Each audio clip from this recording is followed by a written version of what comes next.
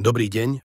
V tomto návode si ukážeme, ako jednoducho vygenerujeme XML súbor ohlásenia o vzniku odpadu a nakladaní s ním za rok 2024 v informačnom systéme Envita, ktorý je určený pre následné nahratie do systému ISOH.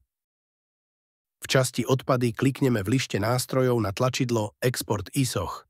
Zobrazí sa tabuľka s vyplnenými políčkami Evident a podávajúci subjekt. Ponecháme typ Ohlásenie za evidenta.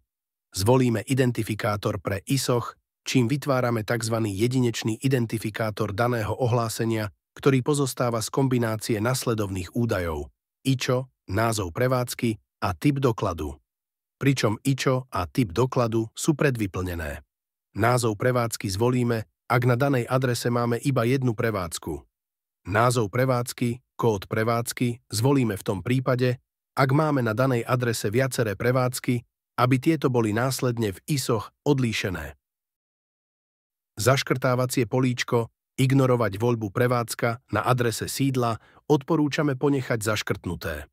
Vyplníme pole Za organizáciu vyplnil a za prevádzkareň vyplnil z číselníka kontaktov. Môže a nemusí to byť totožná osoba. V poli Adresár zvolíme cestu, kam sa nám XML súbor uloží. Kliknutím na tlačidlo Generovať XML vytvoríme súbor a zároveň ho uložíme na vyššie zvolené miesto. Tento súbor je následne potrebné vložiť do systému ISOH na stránkach www.isoh.gov.sk.